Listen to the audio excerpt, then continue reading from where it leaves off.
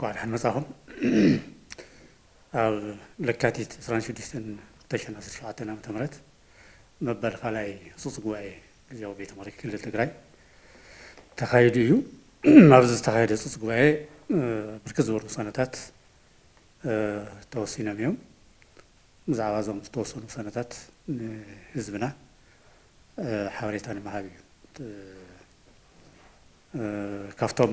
ተወሰኑ ዓበይቲ ሰነታት ተሓደ ሽሞት ኣመራርሓ ኮሚቴታት ዝምልከት እዩ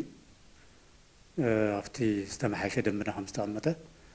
7 ኮሚቴታት ከም ዘለዉ ብግልፂ ተደንጊጉ እዩ እዚ ናይዘን 7 ኮሚቴታት ኣመራርሓ ኣከብቲ ምክትል ኣከብቲ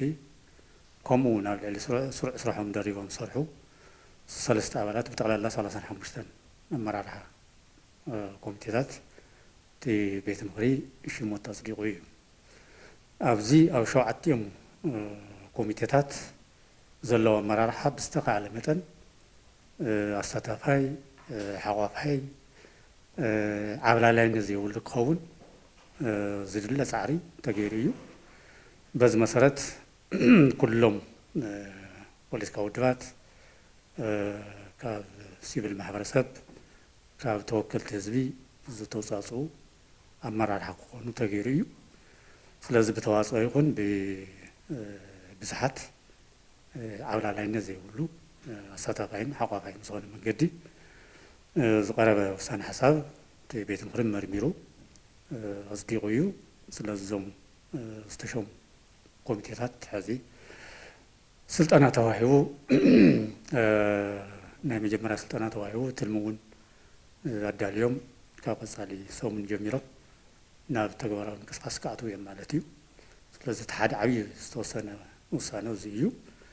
እቲ ካልኣይ ዝተረኣየ ዓብዪ ኣጀንዳ ትእምትን ትካላት ትእምትን ዝምልከት እዩ ከምቲ ዝፍለጥ ትእምትን ትካላት ትእምትን ናይ ህዝቢ ትግራይ ሃፍቲ ምዃነን ይፍለጥ እዩ ይኹን እምበር ዝተፈላለዩ ሕቶታት እናተላዓሉ መፅኦም እዮም ስለዚ ሕዚ እቲ ትካል ከም ትካል ኣብ ቀፃሊ ዋርሕ እንታይ ስራሕ እዩ ክሰርሕ እንታይ ተግባራት እዩ ክፍፅም ዝብል ትልሙ ክቕርብ ተገይሩ በቲ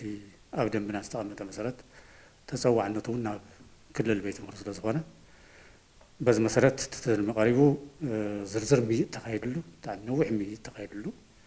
ኣብ መወዳእታ እቶም እቲ ዝቐረበ ትልሚ እቲ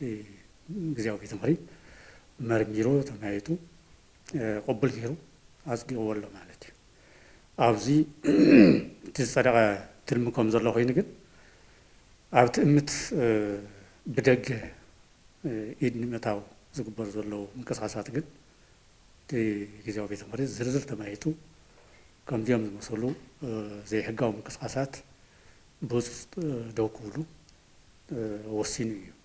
እቶም ዝግበሩ ምንቅስቃሳት ዝተፈላለየ ማሕበራዊ ሚድያ ዝግለፁ ኣለዉ ትእምት ናይ ዝኾነ ፖለቲካ ሓይሊ ንብረት ሃፍቲ ዘይኮነስ ናይ ህዝቢ ትግራይ ሃፍትን ንብረትን እየን ስለዚ ካብ ህዝቢ ትግራይ ንላዕሊ ካሊእ ዝኾነ ፖለቲካ ሓይሊ ኣብዚ ኢዱ እትዩ ዝመርሐሉ ኮሚቴ ዘጣይሸሉ ኣመራርሓ ዘውርደሉ ኣመራርሓ ዝሾመሉ ምንም ዓይነት ሕጋዊ መሰረት የብሉን ስለዚ ብሕጊ ዝፍለጥ ቦርድ ኣሎ ብሕጊ ዝፍለጥ ቤት ምክሪ ትእምት ኣሎ ብሕጊ ዝፍለጥ ናይ ትእምት ትካላት ፈፃሚ ስራሕ ኣሎ ካብኡ ቀፂለን ድማ ተን ትካላት ከም ትካላት ኣለዋ ካብዚ ሓሊፉ ናይዚ ኩሉ ኣወዳድባታት ድማ ተጠቃሊሉ ተፀዋዕነቱ ድማ ግዝያዊ ቤተ ምክሪ ክልል ትግራይ እዩ ካብዚ ወፃእ ዝኾነ ናይ ደገ ሓይሊ ዝኾነ ናይ ደገ ፖለቲካዊ ሓይሊ ኣብዚ ኢዱ እትዩ ኮሚቴ ክጣይሽ ቦርድ ክጣይሽ ክሸውም ምንም ዓይነት ሕጋዊ መሰረት ዘይብሉ ምዃኑ እቲ ግዝያዊ ቤተ ምክሪ ብዝርዝር ተማይጡ ውሳነ እውን ሓሊፉሉ እዩ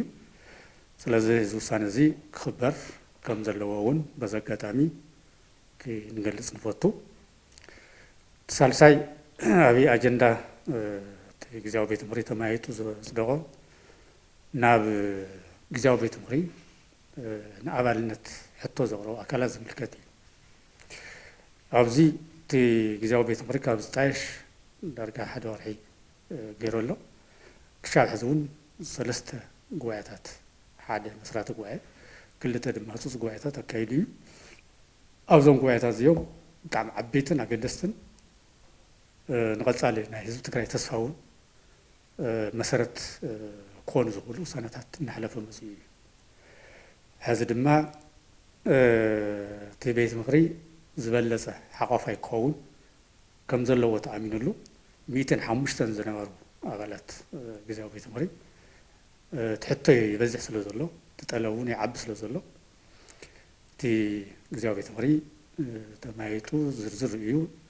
نام 250 كلتن كعبي وصيني زحلف أبوي بس مسرت تم أغلط كنكون لنا كنمحزي بستفرالي مغناس الذي أعطونا حزقن أعطينا نساتف وكلنا يوهبنا زول طعم عمي حتى له بزحات بوليتيكا ودبات حتيتهم يوم بزحات نايم حبرسة ودباتات ومن حتيتهم يوم حتىهم تقبلنا لنا صعب حزقن مافزيناي حزي مبل خلاي سوسقواي وصاني زرافوغن 4 يوم تم قالوت جنا أب كيدي أم مصر يوم ذلو كاوز يوم تم جزاو بيت مري وكلنا كلهم اللهم يلو زعمنا اللهم زوصلنا اللهم حدا محبرسة بدك تقرأيه يزي طعم سفيح مسرة زلو محبرسة بي مختناون عبي استواصل زنورة زيت كاستواصل زنورة بكنزة بنبرات بيوات بستفلا لي من قدي زقاد ولا زنورو كفال محبرسة بيو سلازي زي محبرسة بزي أفتي جزاو بيت مري وكلنا يلي النازل حتى سلا زغرابا تي بيت مري قبل غير ولا كلاي محبرسة زفر محبرات ملكاتي ناي زفر محبرات تقرايون تمساسالي كم تناي نقد محبرسة زدلم كدال زفصمون كاوم زدل نجار كله زبر كتب محبرسة بيوم نايز يومون وكلنا كلهم تيجي بيت مري وسينولو سالساي ناي تقراي محبر من سرعة نجات زملكاتيو من سرعة نجات تقرايون بستفلا لي من قد يفت مخاتز نورو استواصي في اللتي تي زبزح كبارون زكال استقادل لي كافتم استقادلون استصوون اللون أكل قطعة صغيرة من اللون سلازت من سرعة نجاون تكونتات من سرعة نجات الزموجي كم زين ورا سنتات نهي سنتات أواج تأوجي الناس لازنورا نوزي نمكل خال بزح مسوات النت زخرف الكفال بحبر سبي سلازي ناي محور من سرعة نجات ون أفتي جزاو بيت مري ناي وعلو وكلنا كله توصينا له رابعي كاب عبيت عدي مسلم زغرة بحتى كاب عبيت عدي مسلم حورسون أوزي جزاو بيت مري تصادف كلون له ناي مسلم حورسب حطوتات حسابات كغرب أفتي بيت مري زلو سنتاتون كساتف يدلي زول حطوس لزغرات جزاو بيت مري مرميرو بزح بيت أكيدلو نايزبون نايزيومون وكلنا كلهم توصيني سلازي تم قالوا تكن أبقى زرزر مصنعتن زرزر مصراعي ناتجوارا بقصالي ناتك ناتوصلنا خيري مالتي من على تابزي توصلنا في محور ميديا حد ميدياتاتهم بزي هنا من جدي كاب مرداي مثلاً زتزاع حواليتا ناي محلاف هناتات زرانالو أو زناي مسلم عبيت عد زملكات لك زوم ناي مسلم عبيت عد ناي سلمنا هيمانوت نفط بيت مري نفط جزاء بيت مري خمسة عطوا جيرو قالي كازي مرداي قالي خا كونه توهيلو نتنجر نمزبعون على ما زجوري مثل سلازوزي تي جزاو بيت مري بزرز ريو زوسنا وساني على جمنكسنا بجلس استقامة نجار ناي هايمانوتن ناي منجستن أفعال لينت ويدمز سيكولاريزم زبال بجلس استقامتي سلازت جزاء بيت مرون نزي باقوا ترديو الجنازي يسوسنا هذا أتيم زلوا ويدما توصين زلوا سنة ناي مسلم هايمانوت توكلت زي كونس ناي مسلم محبرسب عبيت عادي توكلت زي بيتي سنة توصينه زي ما خونه تبايلو بتنكاغا زي توها وسانه دحرنا مسلم عبيت عادم يحتاتهم قالوا تايمانتاتون حتى تملوا توعي بس حلف سلازغونه يمبر كمتناي مسلم عبيت عاد حتتو قالوا تمون اقدم بحاتي تمتزغونو لك كمناي مسلم عبيت عادي ناي قالوا تايمانتات عبيت عادون كأتو زغلو العدل كم زنورة من تطري أول جن قال يوم أفتي وان قواعي بس كايدو لجزء قال يوم دم ما دحر قواعي حتى زوار ولو نايز يوم خا قصالي قواعي تي مساري كوميتيلو أصاريو لك أكمل تناي مسلم عبيت عادي كلنا كوها ورستجارة ناكلوا ثيما محبرسب عبيت عدول توكلنا زي وها ولا من مهات يلا نايز مخنات تي جزاو بيت مري حزي تقبلنا تنعوي خدلو تحتون نعوي خدلو بفلاي زم عبيت عدد ما أبو تقرأ يزول محبرسب درجة بملك بهذا قال أو حيمانة مسألة تغييره نايو على إنه زلوا حزبي لازفتم ناي أفتزلوا حيمانة ما نزيزة تحاوروا زمرحوا زجرحوا عبي تقبلنا زلوا تعلمنا زلوا عبيت عدلوا لازفتم عبيت عدي نفتي جزاو بيت فرزات يوم نايتي زوكلوا محبرسون دمسي يخون نتيجة زاوي بيت مرون تقبلناتو نافت محبرسب نعتو ناسف حزب دول العدل سفتر سلزغانا كل ما دايرة حصل زلوت يجي بيت مرون نزي مرميري توسان وسينو سلازي ناي هايمانوت ناي منجستن متحواصل له سكولاريزم تحسو زولو نجرات أو زي كونا تباهلو باقواو ترأيو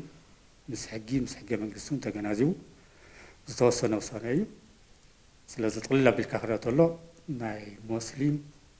هايمانة توكلت زيكون أتيم زلو ناي مسلم تختلتي محبرسب عبيت عدي توكلهم أتيم زلو سلازة بزي زفتر زغانة من دنقار كل يولو بزي من قد زينا ناي كالوت محبرسبنا عبيت عدونا وصالي تحطهم هم زول كود دحروس لزاتو بس علينا ترى زاتو في البنات كيلي يو نبز من قد زيت إن مزرع زي في تنزله كيدي تفكر كم زي كنا محبرة مناول كل روز بالقطع كلون بزاجوا كردون بتفكر حق من قستاوي مسار زلوا وسان مهانو كوسات كم زلوا نمبرهاي كالي تي جزاو بيت مري أموداتا تي ناي تكراي نازلوت وقتها كنا تازم الكتون موشن ويد موسانا محلالي فيه تكوناتات صبوك كم زي كنا نهزبناون أو شغل زاتوا أو تينك زاتوا وناتات كم زلوت جزاو بيت مري بزرزر ري بعلوم توم عملت بيجوا بيتمرون كافزوي توصلوا أكل تزويه تزوي زحاتروز نورو زويلو أكلاتي سلازف تزوي زلا شغلت بقلسي تي بيتمري زرزر مي تخيل لي زلا تنكيت زلا حساب زي كله زرزر مي تكايدو توم زغبر زلو زي حقاو مقصاصات بمولاو تطوكول توم استجمروا مقصاصات كلهم تطويلهم بوصوص كرم ዝብል ዓብይ ውሳነ ኣመሓላሊፉ እዩ ዝርዝሩ ክነስዕቦ ኢና ተሳተፍቲ ኣካላት ዝምልከት ኣብቲ ዝተመሓየሸ ደንቢ ዝተቐመጡ ውክልና ዘለዎም ኣካላት ኣለዉ እዞም ውክልና ዘለዎም ኣካላት ኩሎም ዳርጋ ተሳቲፎም እዮም ኣብዚ ሕዚ እውን ገና ዘይተሳተፉ ክልተ ኣካላት ኣለዉ እቲ ሓደ ናይ ዲያስፖራ ማሕበረሰብና እዩ እቲ ናይ ዲያስፖራ ማሕበረሰብ ክሳብ ሕዚ ወከልቶም ሰዲዶም ኣይተሳተፉን እዚ ናይ ባዕሉ ምክንያታት ስለ ዘለዎ እዩ እምበር ብቃደኝነት ዘይምላቕ ኣይኮነን ነዚ ኩነታት ንምርዳእ ምስ ናይ ሰሜን ኣሜሪካን ናይ ካናዳን ምስ ናይ ኣውሮፓ ዲያስፖራ ተጋሩ ብነናይ ባዕሎም ፕሮግራም ሒዝና ምስ ናይ ሰሜን ኣሜሪካን ካናዳን ሓደ መዓልቲ ምስ ናይ ኣውሮፓ ዘለዎ ዲያስፖራ ተጋሩ እውን ዓርሱ ዝካለ ሓደ መዓልቲ ጌርና ዝርዝር ምይይጥ ኣካይድና ኢና ክለዓሉ ዝደልዮም ሕቶታት ኣልዒሎም እዮም ክወሃቡ ዝግብኦም ርእቶታት ሂቦም እዮም ንምስታፍ እውን ሙሉእ ድሌት ኣሎ ግን ኣብቲ ምስታፍ ብኸመይ ዓይነት መንገዲ ክውክሉ ከም ዝኽእሉ ተወሰነ ናይ ግልፅነትን ናይ ተቀራሪብካ ዘይ ምውዳእን ኩነታት ነይሩ ሕዚ ግን በቲ ዝገበርናዮ ምይይጥ ናይ ሰሜን ኣሜሪካን ናይ ካናዳን ወከልቶም ኣብ ቀረባ ግዜ ክሰዱ ኣብኡ እናሃለዉ እውን ዝውክልዎም ኣካላት እውን ኣሳታፋይ ዝኾነ መንገዲ ኣብ ሰሜን ኣሜሪካን ኣብ ካናዳን ዘለዉ ማሕበራት ካልኦት ዝምልከቶም ኣካላት እውን ኩሎም ተሳተፍሉ መድረክ ተካይዱ ወከልቶም ክሰዱ በዚ ተሰማሚዕና እቲ ምንቅስቃስ ጀሚሮም ኣለዉ ስለዚ ሓደ ስጉምቲ ንቅድሚት ከይዱ ኣሎ ናይ ኣውሮፓ ዲያስፖራ ተጋሩ እውን ተመሳሳሊ ነዊሕ ግዜ ወሲድና ምይይጥ ኣካይድና ኢና ኣብ መወዳእታ ኣብ ፅቡቅ ምርዳእ በፂሕና ኢና እቲ ናይ ኣውሮፓ እቲ ኣወዳድባ እውን ዝሐሸ እዩ እና ዳርጋ ዝበዝሓ ማሕበራት እውን ዘካተተ እዩ ስለዚ ንሶም እውን በቲ ዝገበርናዮ ምርዳእ መሰረት ኣብ ቀረባ ግዜ ወከልቶም መሪፆም ወኪሎም ናብ ግዜያዊ ቤት ትምህርቲ ክሰዱ ኣብ ምርዳእ ተበፂሑ ንሶም እውን ኣብ ዓብዪ ምንቅስቃስ እዮም ዘለዉ ስለዚ እዚኦም ዝተኸደ ርሕቀት ኣሎ ሕዚ ቀፃሊ መደብ ዝሓዝናዮ ናይ ማእኸላይ ምብራቅ ዝምልከት እዩ ኣብ ማእኸላይ ምብራቅ ዘለዉ ዲያስፖራ ተጋሩ እውን ኣብቲ ግዜያዊ ቤት ትምህርቲ ክሳተፉ ድሌት ኣሎ ግን እቲ መድረክ ብዝሓሰብናዮ መንገዲ ኣይከደን ሕዚ ኣብዚ ቀረባ መዓልትታት ምስኦም እውን ዝርዝር ምይይጥ ኣካይድና ከምቲ ኣብ ሰሜን ኣሜሪካን ኣብ ኣውሮፓን ዝገበርናዮ ተረዳዲእና ናብ ውክልና ከኣቱ ዝብል መደብ ሒዝና ኣለና እሞ ናይ ዲያስፖራ ተጋሩ ዝምልከት ዝሐሸ ስጉምቲ ከይዱ ኣሎ ኣብቲ ዝቅፅል ጉባኤና ወከልቶም ክሳተፉ እዮም ዝብል ሙሉእ እምነት ሒዝና ኢና ንንቀሳቀስ ዘለና እቲ ሓደ ዝተሳተፉ ኣካላት እዚኦም እዮም ናብ ቀፃሊ ጉባኤ ክሳተፉ ሙሉእ እምነት ኣለና እቲ ካልኣይ ተወከልቲ ሰራዊት ትግራይ ዝምልከት እዩ ያው ሰራዊት ትግራይ ነዚ ሰላም እዚ ኣብዚ ብርኪ እዚ ክንበፅሕ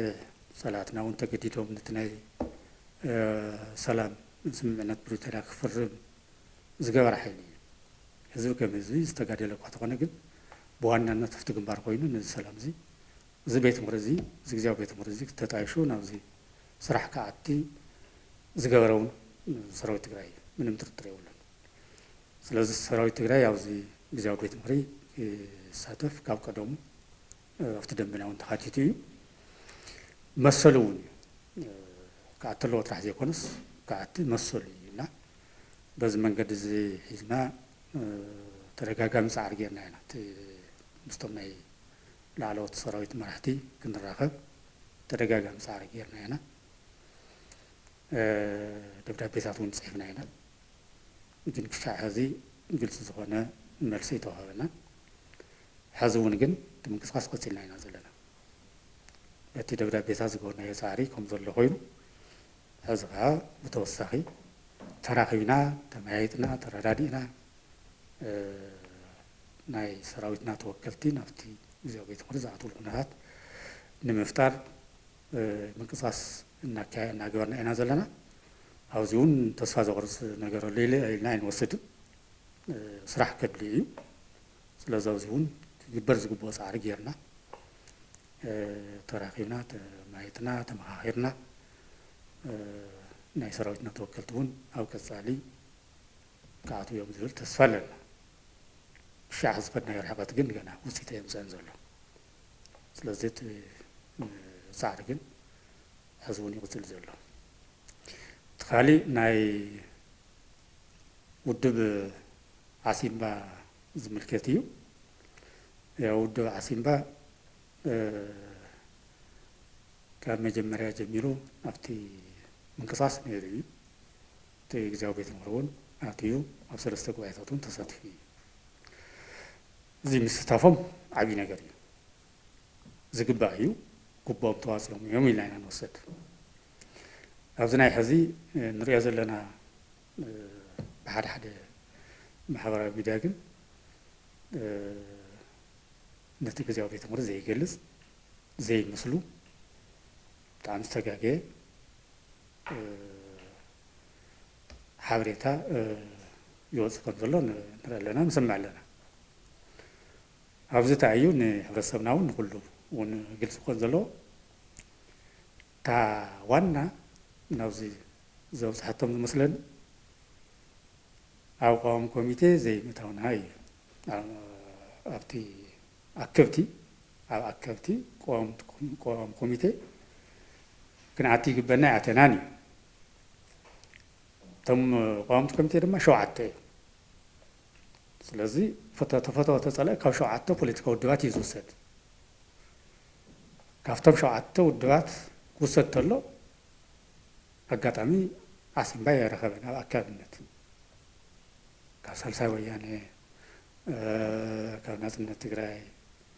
ካብ ባይቶና ካብ ዓረና ካብ ሕወሓት ካብ ተወከልቲ ህዝቢ ካብዚኦም ክውሰድ ተሎ ዓሲምባ ኣብቲ ኣካቢ ቋሚ ኮሚቴ በአጋጣሚ ዕድል የተረኸበ ስለዚህ እቲ ዕድል ድማ ብዋናነት እቶም ካልኦት ኣካላት ተዋሂቡ ሓደ ኣብዚ እቲ ቅሬታ ዝመስለኒ እምበር ኣብቲ ቋሚ ኮሚቴ ኣመራርሓ ግን 2 ኣባላት ኣመራርሓ ኣትዮም እዮም መቃለሲ መድረክ እውን ተዋሂቡ ረኺቦም እዮም ማለት ውህብቶ ኣይኮነን ተቃሊሶም እዮም ስለዚ ናይ ኩሉ ድማር ቃልሲ ውፅኢት እዚ ግዚያዊ ቤት ምክሪ ስለዚ ዓሲምባ እውን ከም ሃገሩ ተቃሊሱ እዩ ሓለፋ ተቃሊሱ እኳ ተዘይበልና ከም ሃገሩ ተቃሊሱ እዩ ተቃሊሱ እውን መቃለሲ መድረክ እውን ረኺቡ እዩ ስለዚ እታ ዋና ነጥቢ ምስ እንጀራ ኣይመስለኒ ካልእ ክብል ኣይኽእልን ናይ እንጀራ ጉዳይ ተዘይኮይና ከም ሃገሮም ኣብቲ ኣመራርሓ ቆምቲ ኮሚቴታት ኣትዮም እዮም 3 ተወከልቲ ኣለዎም ኣብቲ ደንቢ ዝተቐመጠ ቁፅሪ ካብ 3 ተወከልቲ 2 ተወከልቲ ናቶም ናብቲ ኣመራርሓ ቋሚ ኮሚቴ ኣትዮም እዮም እቲ ሓንቲ ሕቶ ኣብ ኣካባቢ ቋሚ ኮሚቴ ክንኣቱ ኣለና እዩ ኣብ ኣካባቢ ቋሚ ኮሚቴ ድማ ኣብቶም ካልኦት ተወዲኣ 7 እዮም 7 ተወሲዶም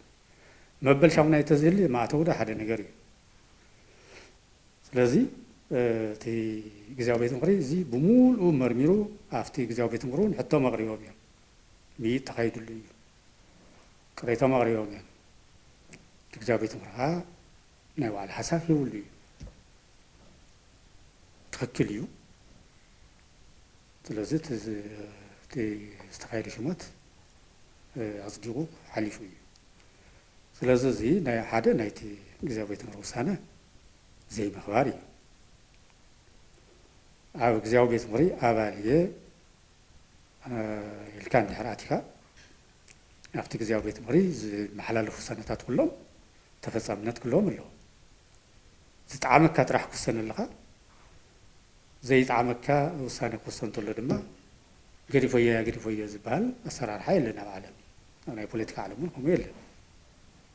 تحليون أو كوين خات كالس أو كوين خات استخاخل سعر تقبر بغض النت تسرح مبر أكاو قام كوميتي تزي خوينس قريفية زبال زب سلزلو كايدا يلنا ينعمنن كل يلناون ينعمنن فصل مصر زي يقولوا دمدابي ስለዚህ ያው ጊዜያዊ ቤት ፍርምታው ናይ እንጀራ ጉዳይ ዘይኮነስ ናይ ቃልሲ ጉዳይ እዩ ተባሂሉ ክሰር ዘሎ ብእንጀራ ዓይን እንዳተመዚኑ ጌጋ እዩ ካብ ቀደሙ ካብ መጀመሪያው አታታቷ ጌጋ ነይሮ ማለት እዛ ጊዜያዊ ቤት ፍርምታ እንጀራ እንተዘይህባትንስ እንጀራ ማለት በቀጥታ ማለት በቀጥታ ከምነት አይነት ነገር እዩ ተናቶም ወስዶ ዘሎ እንጀራ ግን አፍቲ ጊዜያዊ ቤት ፍርምታ አቲኻ ዝግበር ቃልሲ زوم صوصيتي نقولاتنا إنجرا كونسبة برب قطتا محيا زلاتا بوتا تزير خيبة أبزي كزيا بيت مرزي أي كسلن زبل أكل تعليم كم جمريون تاتاتو بإمنتين غير بين إنجرا عيني تمزينا إياه تأتي عملت لزهات فكليكونا لذي مصوم تكليل ناين عمنا هذون ريوم فتشوم تتملسون هنا تجزاو بيت مري كتانا قدوم يخيلو عين ملسن تيلهم جن بيت مري زوم صلوتي يلا سلازي تزحشة عتيقة مكلاسي يترف استفدت مجيجا زيلة ولا استفدت مجيجا تزيلون نحرك هاي كونن كارسك كايد ስለዚህ በዚህ መንገድ እዚሁ እና ናይ አሲምባ ውድብ አወጻጻ ምንም ህጋው መሰረት ይሁሉ ምንም ምክንያት ይሁሉ አወጻጻ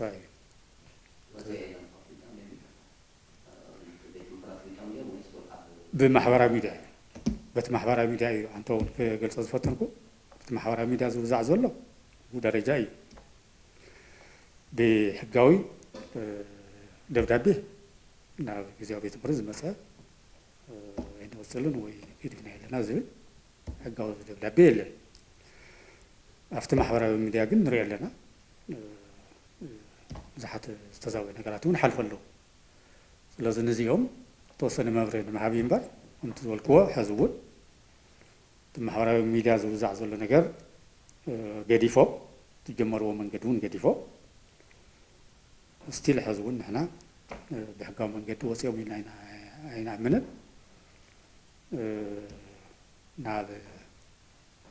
نافتزنا ورم بتاخم من اللسو خصلو هنا ملفتنا عن المحلال نقل